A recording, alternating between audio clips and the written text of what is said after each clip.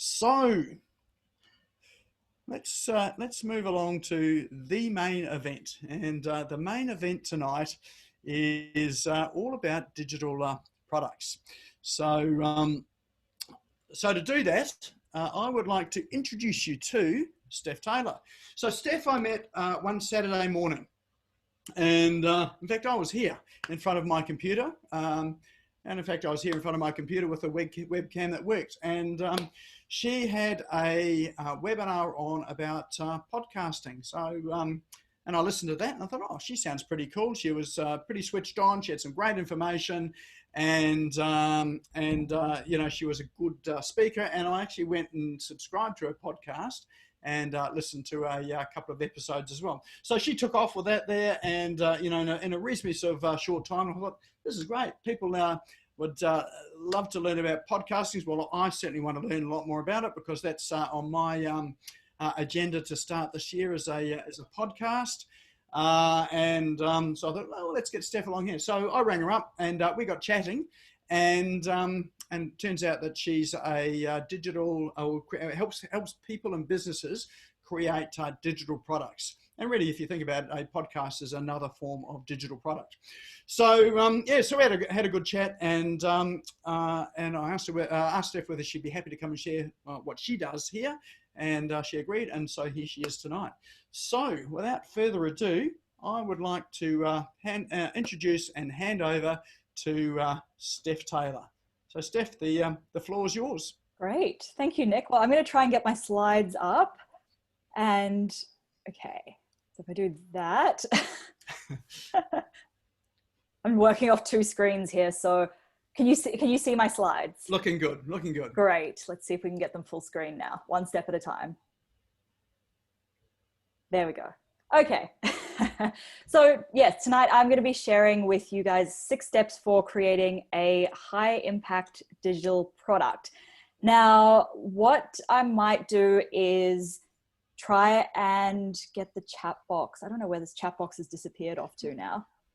Oh, the controls do disappear somewhere when you've got it on full screen. Be on your other screen, or I might look. We can live without full screen. It doesn't look as pretty, but oh, we still don't have chat. That's probably because your share screen. It just yeah, you can't see it while you've got your share on. So yeah. Okay, we have share. We have chat. Excellent. Brilliant. Okay. You know, how to create a digital product, but how to also fail at technology, really. So, okay, so I'd love to see in the chat who here knows what a digital product is. Like what level of familiarity are we with digital products? Because there's no point me, you know, going off on a tangent and talking about how to create your digital product when you don't even know what a digital product is. So I'd love to know like where everyone's at. Okay, Kylie, thumbs up. Donna, not much. Okay, well, a little bit, good. Okay, cool. So basically when I say a digital product, it's some kind of product that you can leverage and sell online that doesn't require, you know, any physical components. So it's not like this pen that requires all the bits that go into it. It's not a service where it requires your time. It's purely a product that you can sell, you know, 1,000 of, or you can sell 10 of, and it takes basically the same amount of effort to sell both of those. Now, the kinds of digital products that I usually teach people how to create are knowledge-based ones or info-based ones. So for example, it might be one of my digital products is teaching people how to create a podcast. So I could work one-on-one with somebody to teach them how to launch a podcast, but that would take a lot of my time and I wouldn't be able to help as many people. So by selling this product that teaches people how to do it on their own, then I'm able to help more people and I'm able to scale up both my revenue and my impact. So hopefully that helps. Catherine says, I'd say ebook, course, program, membership. That is spot on, spot on. Also things like templates and sometimes like group coaching programs, those also do count as digital products.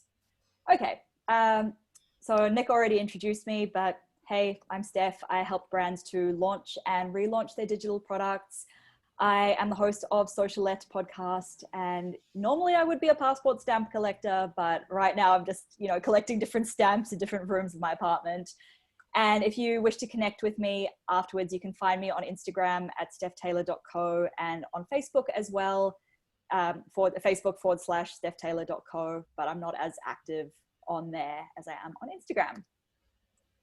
Okay, so my biggest tip for you going into this training tonight is to focus on one product, one idea, not, oh, I want to create this ebook and this ebook and this ebook. No, we don't want to try and create 3 things. We want to just try and create one at a time, because otherwise it's just going to be overwhelming and it's not going to be as effective. So just keep that in mind as we go through this.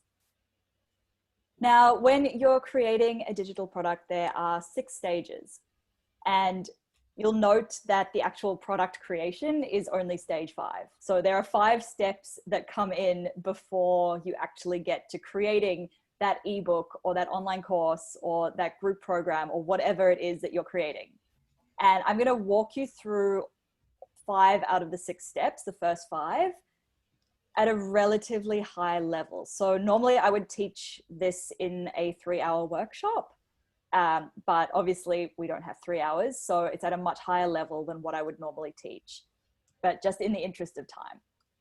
Okay, so step 1 of creating your digital product is clarifying and validating your idea. So your product idea isn't just, I'm going to create an ebook about podcasting.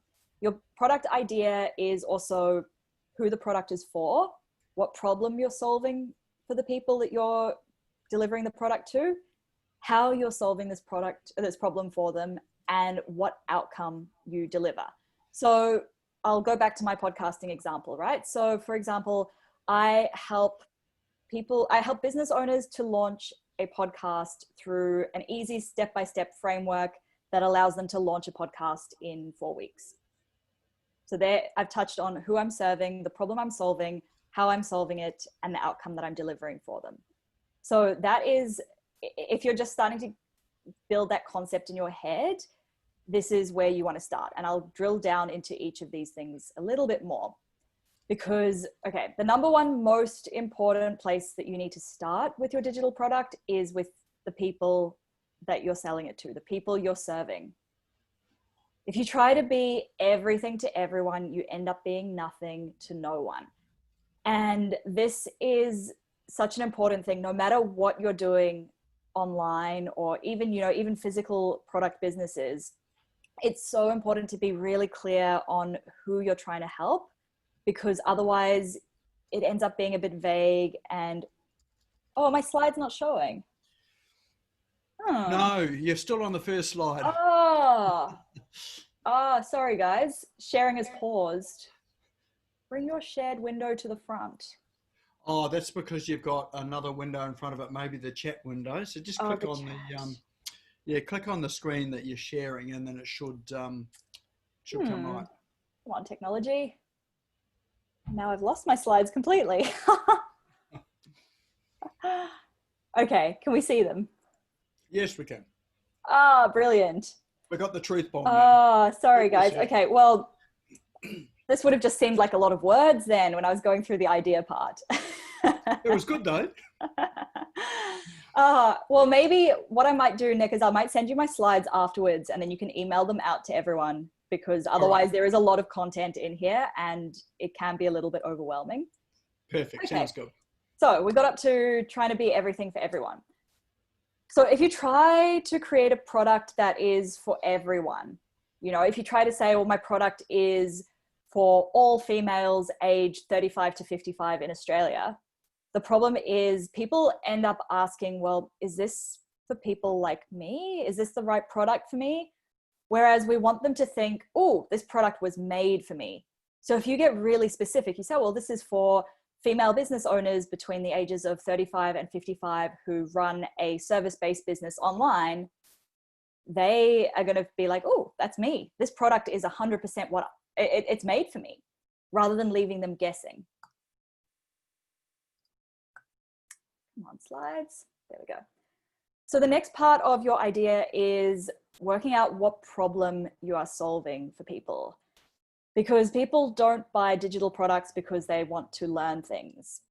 This is a big misconception. People think, oh, you know, people want to learn about Facebook ads, so I'm going to create a course about Facebook ads. They don't necessarily want to learn about Facebook ads.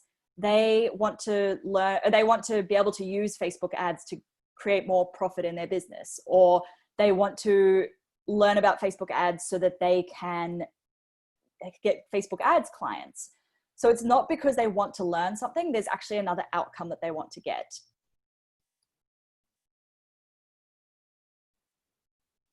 For example, and I saw that we did have a brand strategy expert in here, so this was very lucky that I used this example. So let's say you're a brand strategy expert, right? Your audience might come to you and say, oh, I'm not making enough sales. You as the expert, you know that the reason they're not making enough sales is because they don't have good branding. But your audience isn't going around saying, oh, I need better branding. They're going around saying, oh, I need more sales.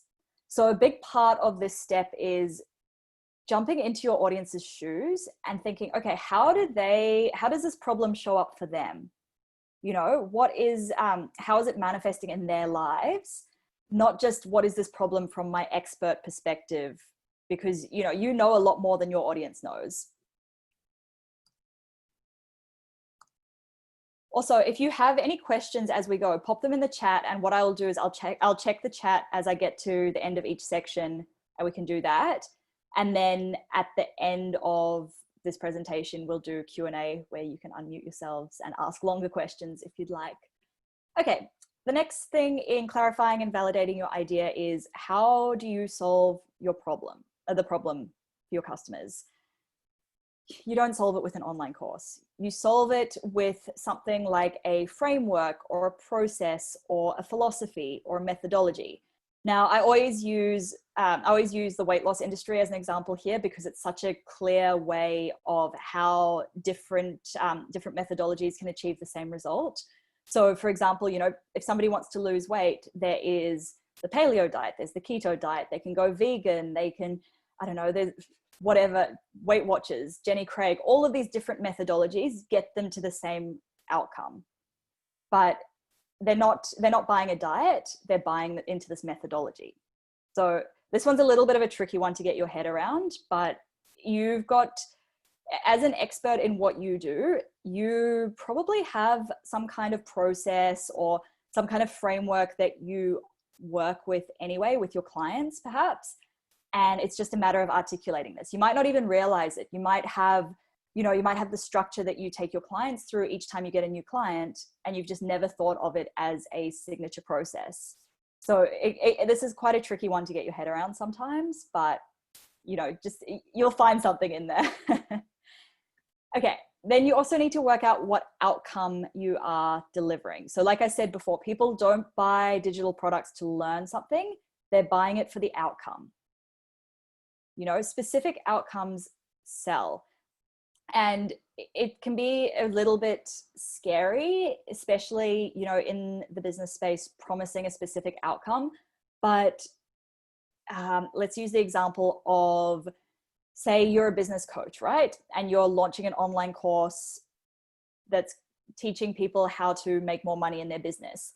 If you're telling people, well, my course is going to teach you how to make more money versus my course is going to teach you how to make $10,000 in a month, it's more, the $10,000 in a month one is going to be more easy to sell, because people who are the right customer, so people who haven't hit that $10,000 a month, are going to be really drawn in for that offer, versus people who are looking at the make more money version, where they're thinking, well, I don't know, is this going to be right for somebody who's making $20,000 a month?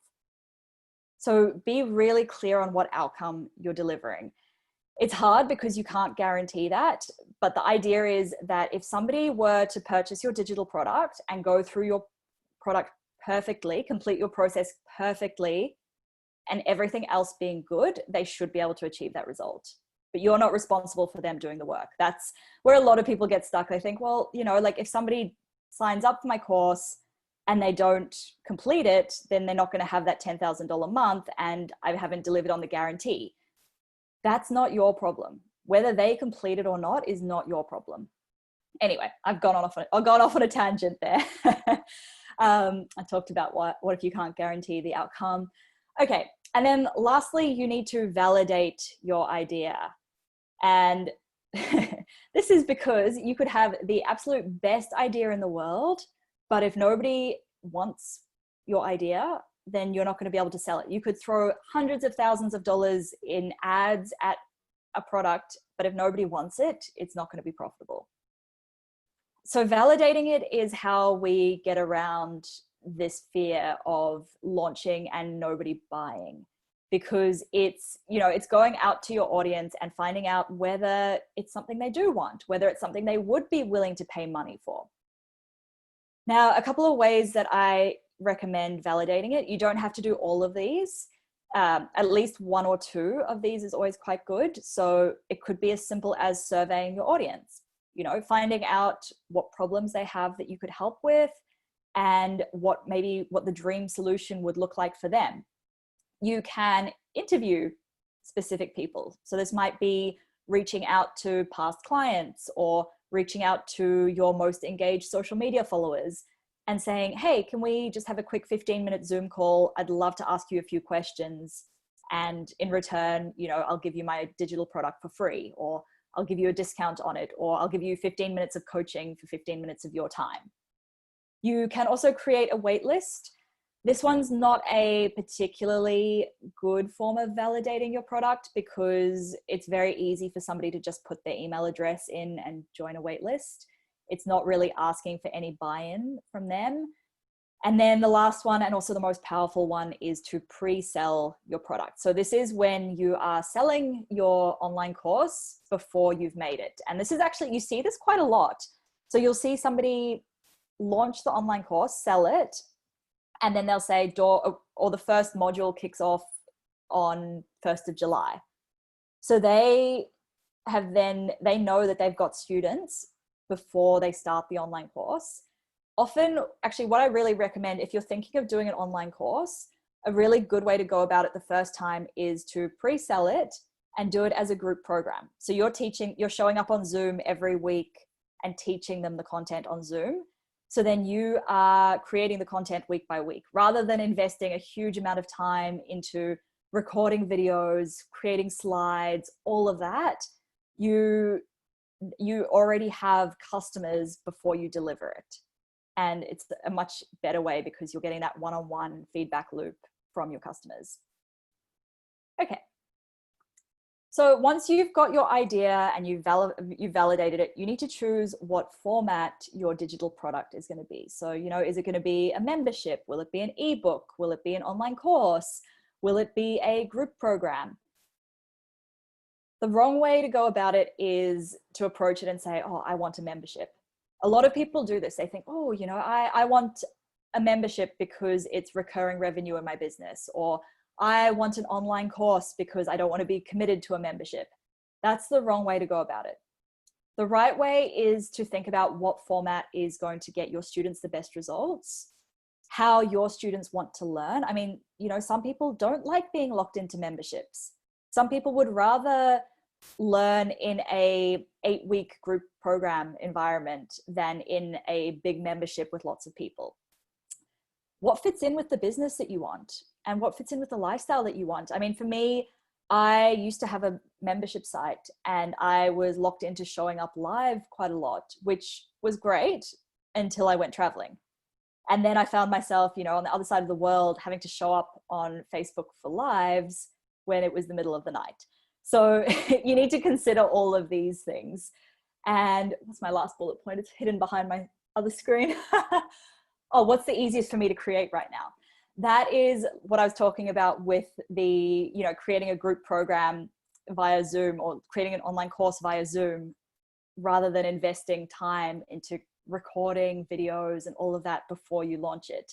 That's a very easy, low-hanging fruit for you to create, is to launch this group program. So once you've chosen what format it's going to be, Then the next step is to structure your content.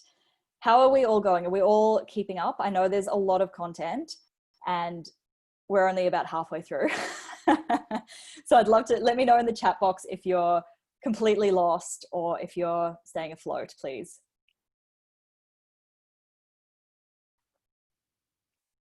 All good? Yes, all clear. Okay, good. Cool. Oh, Catherine needs to leave. Well, Catherine, I will give Nick my slides to email out afterwards if you guys want them. So cool. Okay, structure your content. So this is probably the biggest myth that I hear all the time. And that is, you know, oh, more content means you can charge more for it. I often hear people saying, you know, oh, I couldn't charge $1,000 for this online course because it only has 4 modules. But yet that online course is teaching somebody how to, I don't know, scale their business, which that's a huge result for somebody, right? That result is worth more than $500 to that person. But because it only has 4 modules in it, people think, oh, you know, I can't charge that much for it. It's not about how much content is in your product. It's about how you get them from point A to point B as quickly as possible. So let's put it this way, right? I'm going to go back to the weight loss example because it's just such an easy example to use. So point A, they are at their current weight and perhaps they want to lose 10 kilos. Point B is they've lost 10 kilos. Now, if you think of it like this, which would you rather join? One that is 8 weeks, a course that's 8 weeks worth of content, or a course that's 4 weeks worth of content, and they both get you that same 10 kg weight loss? Obviously, you're going to go for the one that's quicker, right? Because you want the one that's going to get you that outcome as quickly as possible. And you might even be willing to pay a bit more for it. So it's not about how much content is in your product. Okay, how do you structure your content? Now, I would recommend that you brain dump everything you could teach out on a page, because as the expert, you probably have a lot of things that you could talk about. So you just put it all down on paper and then you cull everything that's not getting them from point A to point B faster, everything that's a nice to know, but they don't need to know it, that's actually slowing them down. So that gets culled. And then you go through and you refine it. It's actually, a lot of people think that, you know, like creating the content is the hard part of creating the digital product, but it's actually structuring the content in a way that gets them those results quicker. That's the hard part.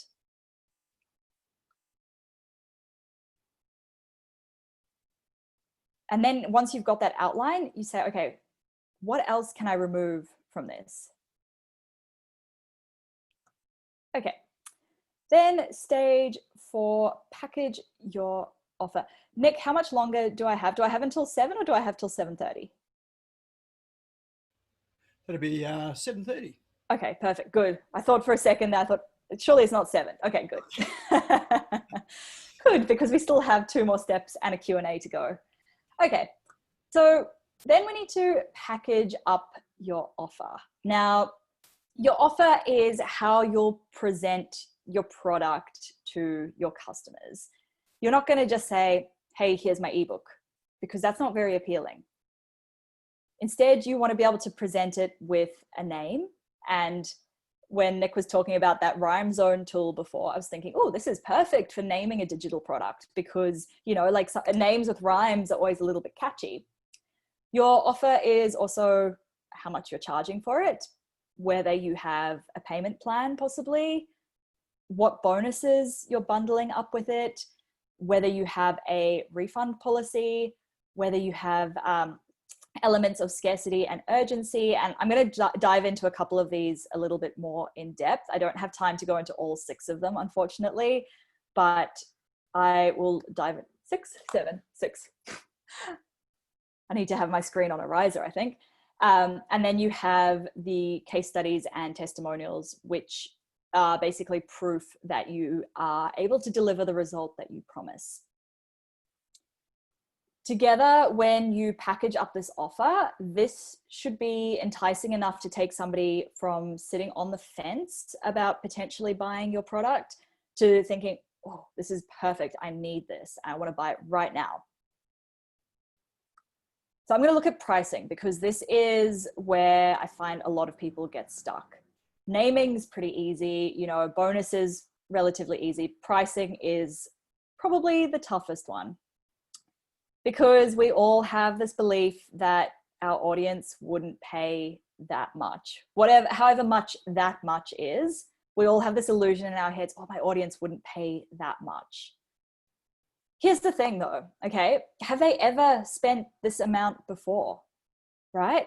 So maybe you think, oh, I couldn't charge $100 for my online course or my ebook because they wouldn't pay that much. But then your audience is spending $100 a month on a gym membership that they don't use. So just to put it in perspective, you know, they might actually be willing to spend that much. The other thing to consider is maybe if they really wouldn't spend that much, maybe you're marketing to the wrong people, and maybe you need to get out there and find more of the right people. The reason that we tell ourselves our audience wouldn't pay that much is because it's really scary to charge more, because that means we have to deliver more. We have to deliver enough value. And that little voice in our head thinks, oh, let's just play it safe, because if I don't charge as much for it, then if people don't like it as much, it's fine, or I don't have to live up to as high of a standard. So it's all just a story that we tell ourselves in our heads. And in reality, they probably would be willing to pay that much for something that delivers that result.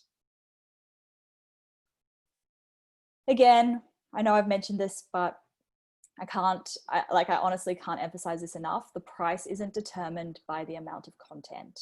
Please, if you take one thing away from today's training, it's this: your price isn't determined by how much content you have. Okay.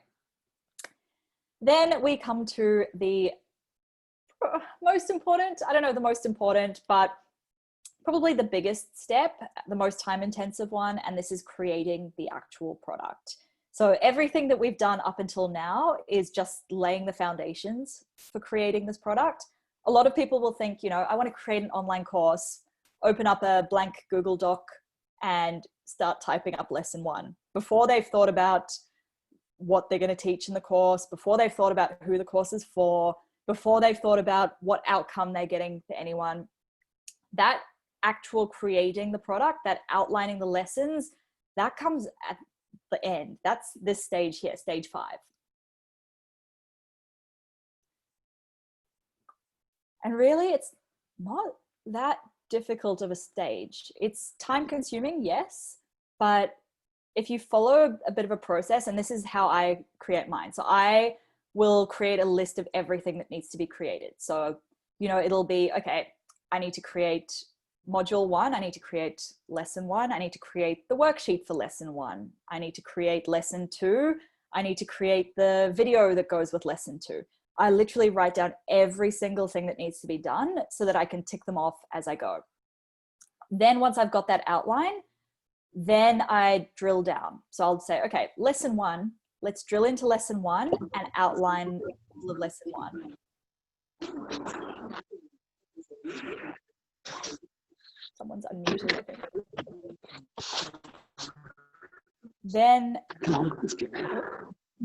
Then once I've outlined each lesson, I will pick the tech that I'm going to use to record it, to host it. And I'm going to jump into these steps a little bit more. I'll share the tech that I use as well. Very basic tech to record and host my online products. Then I'll create any slides, any cheat sheets, worksheets. And then at the end, I will record and edit any video or audio that needs to be done. So step 1 is making that list of everything that needs to be done.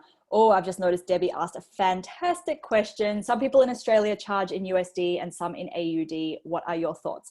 Okay, so I'm very vocal about this one because I charge in USD. I'm one of those people in Australia that charges in USD for 2 reasons. Ultimately, like I think Australian customers are only really about 20% of my customer base. So that's fine for Australians. If it's in AUD, Australians know how much the Aussie dollar is worth. Nobody outside of Australia knows what the Australian dollar is worth. Whereas everyone knows roughly what the US dollar is worth relative to their currency. So it just makes it a little bit easier for people to convert it in their heads if they know what that currency is worth. And the other reason why I do it is because I run my whole business in US dollars. All of my expenses are software and apps. And when Nick said he spends $15,000 a year on different apps, I think I probably spend double that because everything gets so expensive once you start really scaling up your audience size. So everything is in US dollars. That way I don't have to convert it into Australian dollars, lose money on the fees, and then convert it back into US dollars. And Kylie says, it drives me crazy when Aussies charge in USD. I know it is frustrating. I find it frustrating as a customer as well, but it's from a business perspective, it's been the most logical thing. It saved me so much money as a business. Like exchange fees were costing me thousands of dollars a year. So it's worth, it's worth doing it. And Debbie says, do you then do a lower price point? Yes. So if I was going to charge 150 Australian dollars for a product, I would charge it as, 97 or 100 US as an example. So I do lower the price point. Okay. So back to creating the product. So like I said, step one is making a list of everything that needs to be done to bring your product to life. I personally use Airtable. I don't know if this is a tool that you might have covered in a previous meeting, Nick, but it's basically like Google Sheets, or I don't even know how to describe it. It's kind of like a database tool, really. And then I can see from an overview, okay, I need to do module 1, introduction. I need to outline that. I need to do the slides. I can tick it off as I go, and I can see where everything's at from a high level. Once I've got that high level structure, then I drill down, I outline my content. So, what exactly am I teaching in this lesson? My outlines usually look a little bit like this. So this is the outline that I used for a workshop I taught. So where I've got slide content, that makes it really easy for me to give the outline to my VA, and she can then format the slides for me. And I have my notes that I have for the slides that I can read off while I'm presenting if I need to. This outlining the lessons part can take a long time. And if you're creating an ebook, this is, when you're really typing up the ebook, it can take a long time. And this is usually like the dip, right? This is where you start to lose that motivation and you start to think, oh, like there's this other bright, shiny project over there that I want to go work on because that's going to be so much more fun. It's so much easier than working on this thing. But if you keep your eye on that goal and you just keep getting through it, it does get easier, I promise.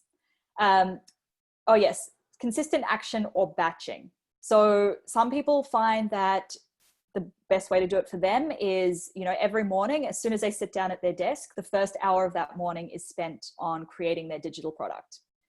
On the other hand, there are people who find, blocking out a whole week just to create their product and smashing it out in that 1 week is a good way to do it.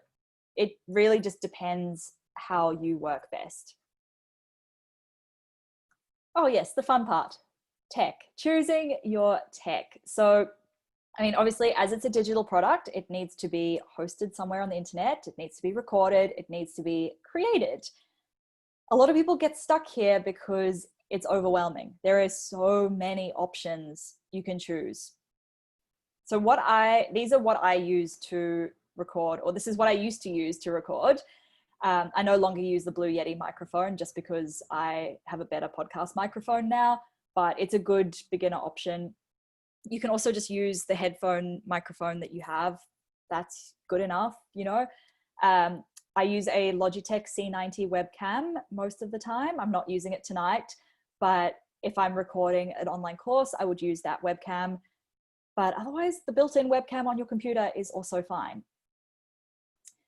I use an app called ScreenFlow to record my screen and my slides. So it allows me to record the slides, and it allows me to have a picture of myself in there as well.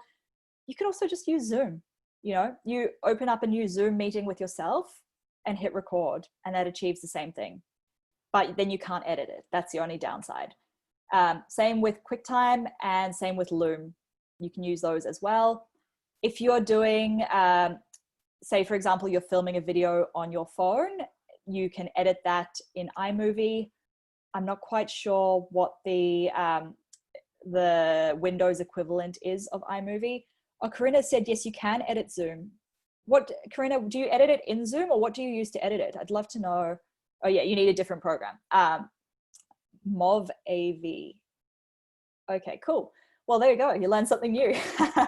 And then I use GarageBand for audio, or Audacity if you're using Windows.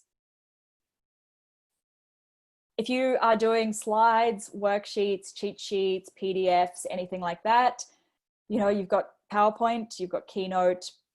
Canva is my favorite. I created these slides in Canva. I got my branding designer to do up a template, and now whenever I'm creating slides, I just pop them into the template.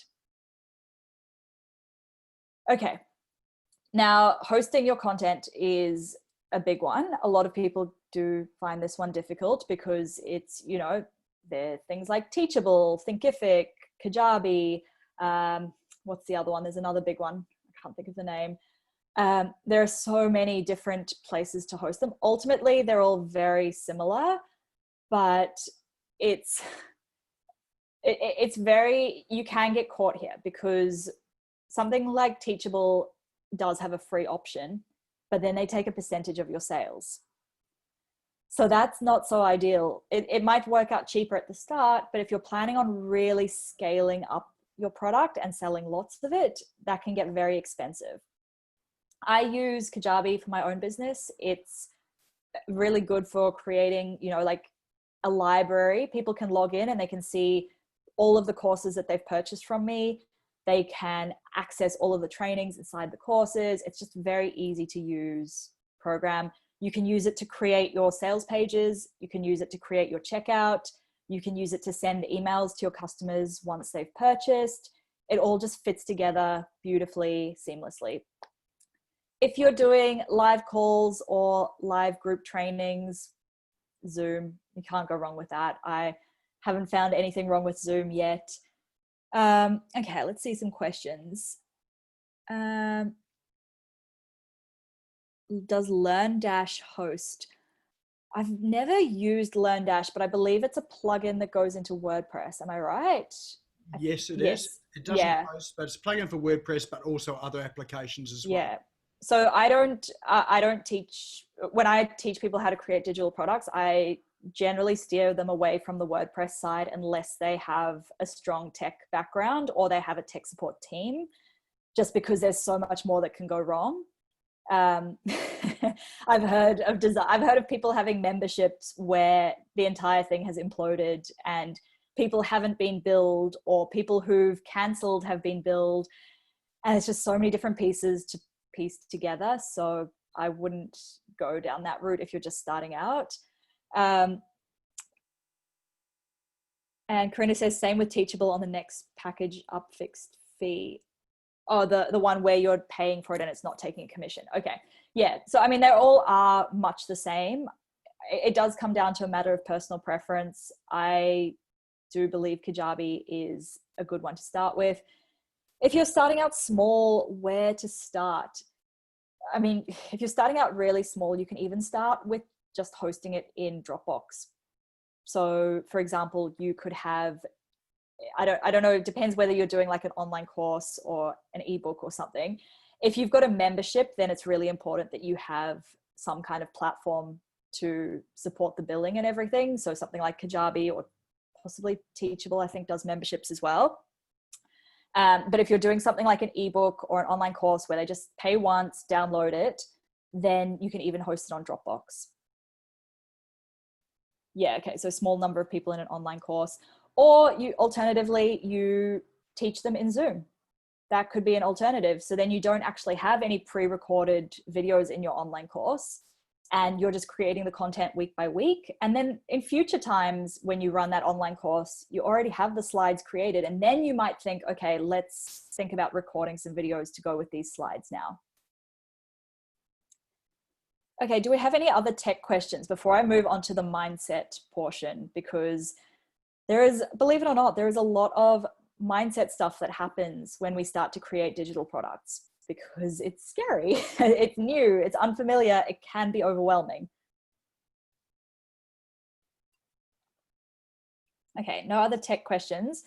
That's cool. If you have any other questions after I get through this mindset section, I'll let you guys unmute yourselves and ask away. But okay, mindset. So the big one is overwhelm. You know, that there's so much to do and I don't know where to start, so I'm just not going to do any of it. And I'm going to go and binge watch Netflix or eat a packet of cookies because it's easier than starting. I do this a lot as well, right? And this is what works for me. I don't know if this will work for you, but this is how I get over it. I write down everything that needs to happen, and then I break those tasks down into subtasks that I can tick off within 30 minutes. So rather than having outline module 1 as a task, I might say, okay, outline lesson 1 is one task because I can get that done in 30 minutes. I might say, you know, outline lesson 1 worksheet. That's a half-hour task. So those little tasks become a lot less overwhelming than looking at the whole thing. And then just ticking them off one by one, you start to build that momentum. You start to think, oh, okay, like this isn't too bad. Rather than just focusing on the entire thing, and rather than focusing on everything that needs to happen, just focus on the next thing that needs to happen to keep moving forward. That's how I overcome this overwhelm, because it is overwhelming. It's totally normal to feel overwhelmed. The next one is imposter syndrome, the old, who am I to be doing this? You know, I'm not an expert. Who am I to be teaching people how to launch a podcast? I dealt with that a lot because I'm not a podcasting expert. I'm not an audio engineer. I haven't even been podcasting that long. But the reason that what makes me qualified to teach that is I'm just, you know, I've been through the process. I'm a few steps ahead of the people that I'm teaching, and I can get them the same result. So it's not necessarily about being the expert in what you're teaching. It's about being able to consistently deliver that result. Okay. A good way to overcome this is to grab a piece of paper and write down, what are all of the things that I've had to do? What are all the things I've had to learn? What have I had to experience? What have I had to overcome to, you know, that qualifies me to create this digital product? So maybe you have qualifications, maybe you have years of experience, maybe you've achieved those results yourself, the results that you're promising your customers. These things all qualify you to create your digital product. And keep that list somewhere that you can refer back to it, because I guarantee you that voice in your head will pop up and it will say, like, who am I to be doing this? What am I, like, who am I kidding? This isn't, people are going to laugh at me. You know, I'm not qualified. If you've got that list somewhere nearby that you can refer to it, it's a lot easier to overcome that imposter syndrome. And the last mindset trap that we get caught in is procrastination. And this is usually caused by fear, overwhelm, or perfectionism, which is basically related to fear as well. So ask yourself, you know, what am I really afraid of? Am I afraid of under delivering? Am I afraid that my audience, my customers won't be happy with this? If your procrastination is coming from fear, then it's worthwhile getting to the cause of that fear. If it's overwhelm, ask yourself, well, what is just one small thing I can complete in the next 30 minutes? And if it's perfectionism, ask yourself, why do I feel like this needs to be perfect? You know, am I afraid of letting people down? Is that why I feel like it needs to be perfect? Okay, so that's a very high level of the mindset stuff that can pop up with creating a digital product. I'm going to open the floor to questions. If any of you want to unmute yourselves or ask a question in the chat box, I'm happy for you to do either of those.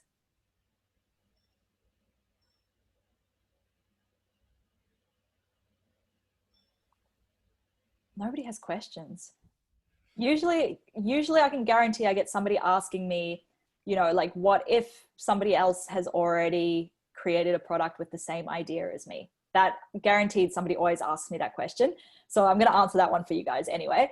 And that if somebody has already created an online course in the same topic that you're teaching, delivering the same result as you're teaching, that's fine, because just because somebody else has already done it doesn't mean that it doesn't mean that it's been done in your way, right?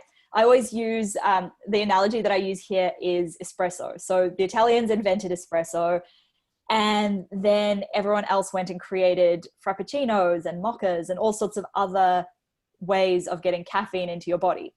They all deliver the same outcome, right? You get that boost of productivity, that energy, that's the outcome. But somebody who is a frappuccino drinker isn't going to suddenly go and drink espresso.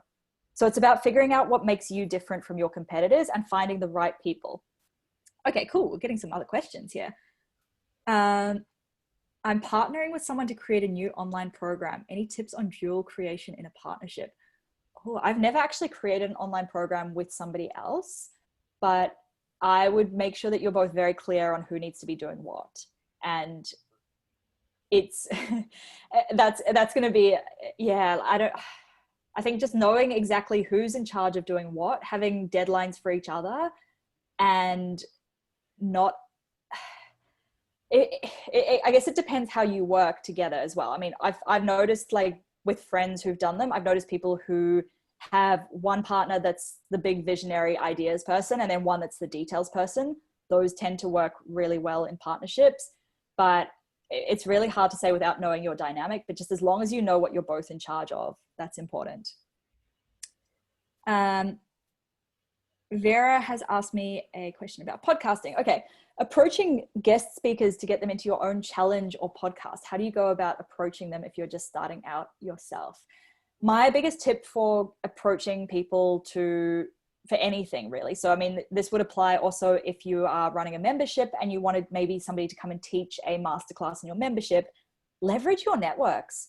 So I don't know if you use LinkedIn or what platforms you use, but if you say you want to get, you know, this amazing speaker into your membership, jump onto their LinkedIn profile and see if you have any mutual connections, if you have any friends in common, and then possibly ask a friend if they'll introduce you. That's a really good way to do it if you have no credibility, if you don't already have an audience. Otherwise, even just a really good cold pitch. I find people quite like voice messages on Instagram. It's a bit more personal than, you know, the generic copy and paste, hey, will you be a guest on my podcast kind of message.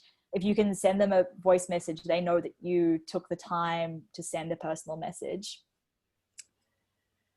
Moana, oh, great question, Moana. Evergreen as opposed to time limited courses, is one better? Okay, so it's not that one is better than the other. It's much easier to sell a time limited course, because when people can buy anytime, they'll procrastinate it. Unless there's some reason for them to buy today instead of next week, they will almost always buy next week, because, you know, we think, oh, you know, next week I'll have more money in the bank, or next week I'll be more motivated, I'll have more time. So we put it off. Whereas if you have, you know, if you have doors closing, if you say, well, you have to buy before 8 p.m. tonight, you think, oh, I've only got, you know, 40 minutes. I need to go and jump on there and buy right now. So it's a lot easier to sell doors close, doors open, you know, fixed time ones. A lot of people think, you know, I'm going to create a course and just put it on my website and people can sign up whenever. And that's where I see a lot of people getting stuck, where they're just not selling them. So if you're starting out, I 100% recommend doing a doors open, doors close, limited time launch. Cool. Okay. Getting an email list is great, but now you can't use LinkedIn to get an email list of prospective webinar participants. Is there a way around this? I don't know. I'm very much against collecting email addresses in any way that's like not them specifically opting in. Most of my email list growth has been running paid ads to download a free ebook, and that's how they get onto my email list, rather than adding people onto my list when they don't specifically want to be on there.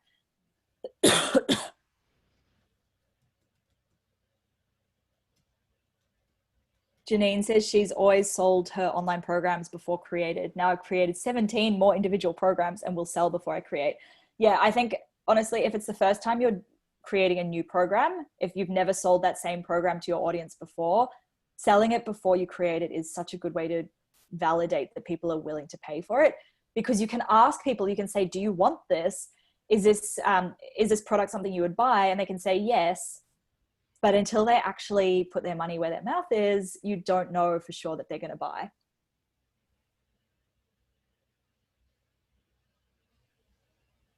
Oh, great question, Nick. I have so much knowledge and some of it is very tech-based. How do I cull down exactly what people will understand without being a jargon splurter and that is useful to them? So you need to get really specific on where your audience is at and what their knowledge level is. And this might mean, it might mean that you have to create several different programs to reach a wider audience. You might need to focus on creating a very narrow product to start with. So you might say, this is for people with very basic level knowledge, so you can speak to them at that level of knowledge. And then once you've created that one and that one's running, then you might say, okay, let's go for people who are slightly more advanced. And I know this is the kind of jargon they are familiar with. This is what they need to learn. It really comes down to being that super, super clear on who you're trying to sell to, right? You want them to think, oh, this was made for me, not, oh, is this for me? So I hope that helps. Leora asks, for the charity event, is it a good idea to get paid ads? I don't seem to be able to sell the tickets.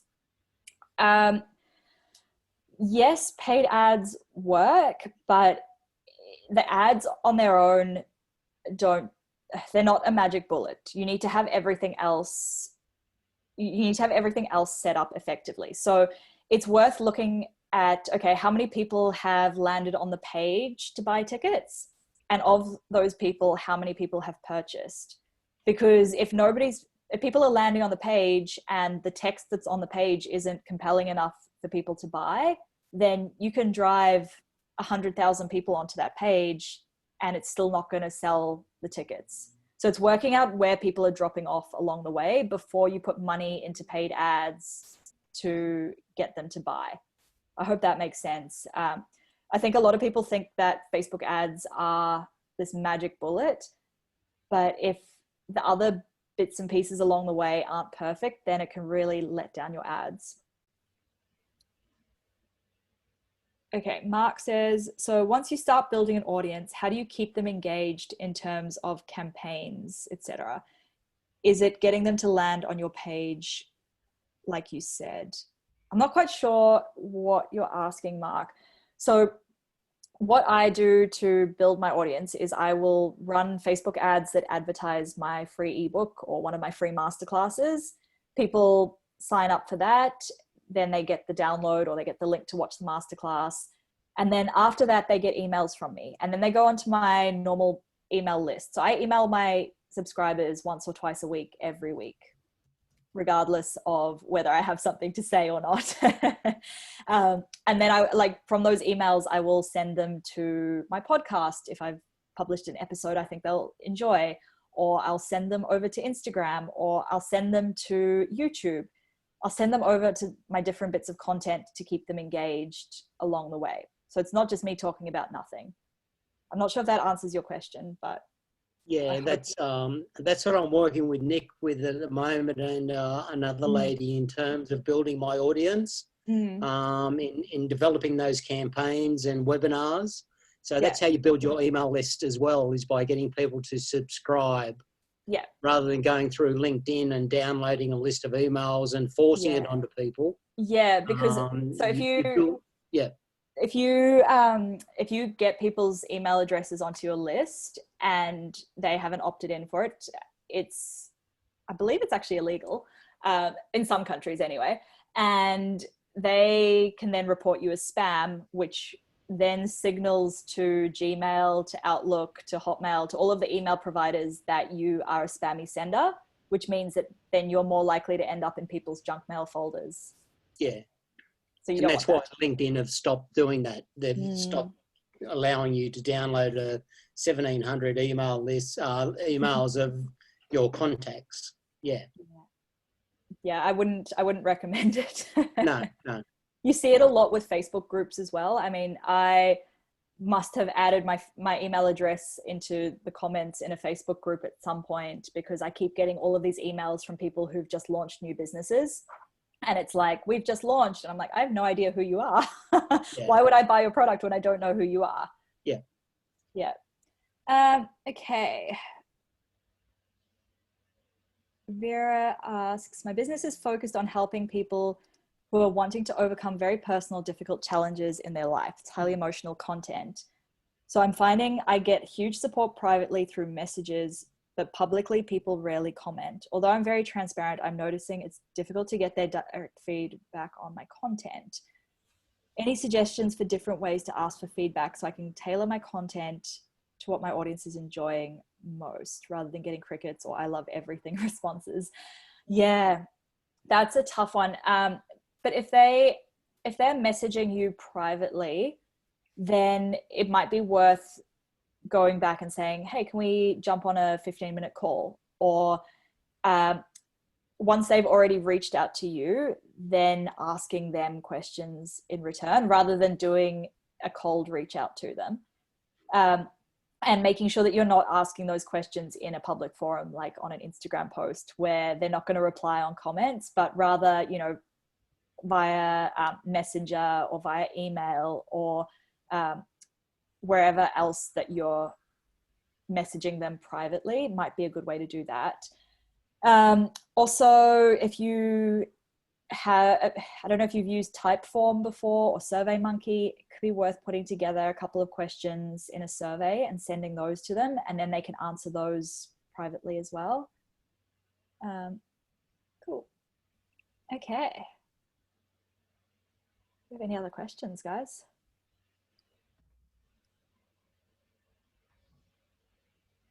All right. Well, I think we're getting towards the end of the time. That was excellent, actually. There's one more question coming in. Oh. That's from Vera. How do you deal with the logistics of not being in the same room like this? When podcasting, yeah. I record via Zoom or via Squadcast.